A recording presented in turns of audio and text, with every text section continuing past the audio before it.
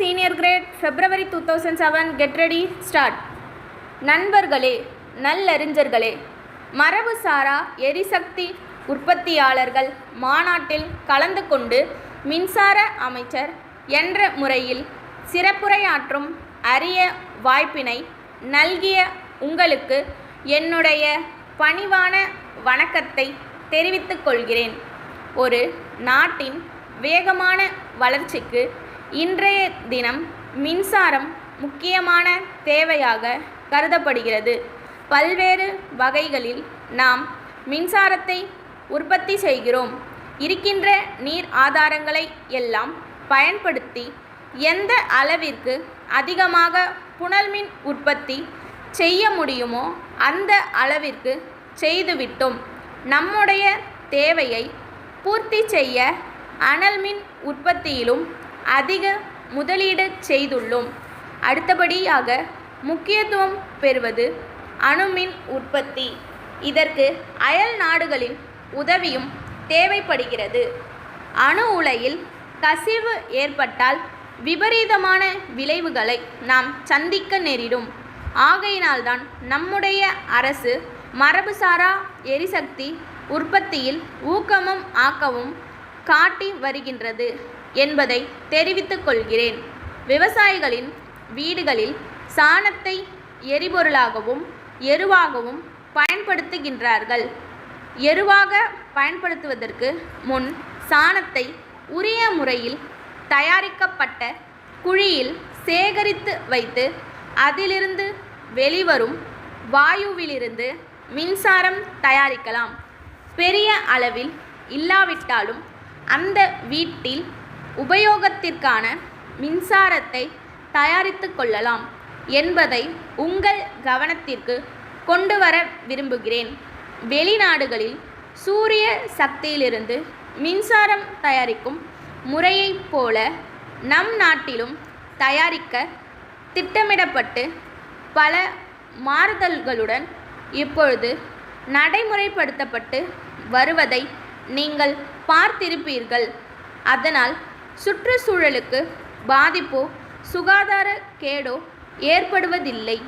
ஆகவே வீட்டுக்கு தேவையான மின்சாரத்தை சூரிய சக்தியிலிருந்து பெற்றுக்கொள்ளவும் திட்டத்தை விரிவுபடுத்த அரசு நடவடிக்கை எடுத்துள்ளது என்பதை தெரிவித்துக் கொள்கிறேன். அடுத்தபடியாக காற்றிலிருந்து மின்சாரம் தயாரிக்கும் திட்டம் இருக்கிறது.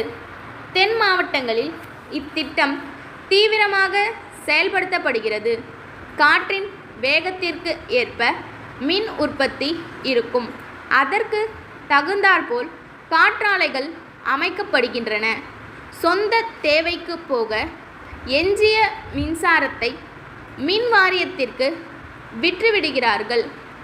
அதைப்போன்றே கடல் அலையிலிருந்து மின்சாரம் தயாரிக்கும் ஒரு திட்டமும் பரிசீலனையில் இருக்கிறது என்பதை இந்த நேரத்தில் சுட்டிக்காட்ட விரும்புகிறேன். இத்தகைய திட்டங்களின் மூலம் படித்து வேலையில்லாமல் இருக்கும் இளைஞர்கள் பயனடைவார்கள். சுய தொழில் வாய்ப்பு பெருகுகிறது. செலவு குறைவாகவும் இயற்கை சூழல் பாதிக்கப்படாமலும் இருப்பதால் அரசும் அதிக அக்கறை காட்டி வருகிறது. இத்திட்டங்களை செயல்படுத்த விரும்புகின்றவர்கள் ஆங்காங்கே நிறுவப்பட்டுள்ள பயிற்சி கூடங்களில் இலவசமாக பயிற்சி பெற்றுக்கொள்ளலாம். பயிற்சி காலத்தில் உதவித்தொகையும் வழங்கப்படும் என்பதை தெரிவித்து என்னுடைய உரையை முடித்துக்கொள்கிறேன். நன்றி, வணக்கம். திருநெல்வேலி மாவட்ட ஆட்சித்தலைவர் திரு குமரவேல் சென்னை மருத்துவக் கல்வி இயக்குனருக்கு எழுதிய கடிதம்.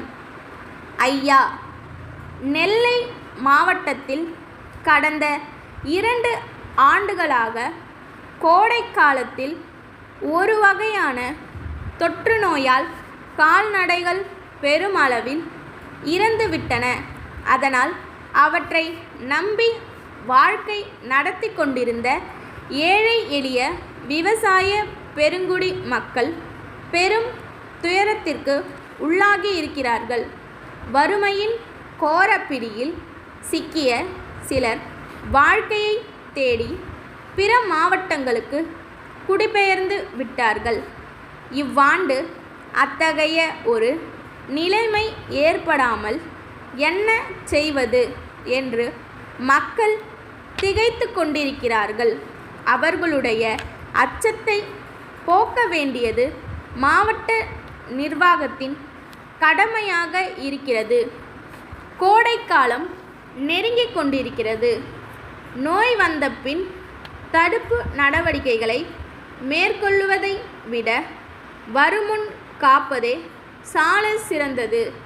ஆகையால் இம்மாவட்டத்திலுள்ள மருத்துவ குழுவினருக்கு உதவியாக தங்கள் கட்டுப்பாட்டில் வருகின்ற சிறப்பு மருத்துவர்கள் சிலரை அனுப்பி நோய்க்கான காரணத்தை கண்டறிந்து தகுந்த சிகிச்சை அளித்து மக்களுடைய பீதியை போக்க ஏற்பாடு செய்யும்படி அன்புடன் கேட்டுக்கொள்கிறேன்.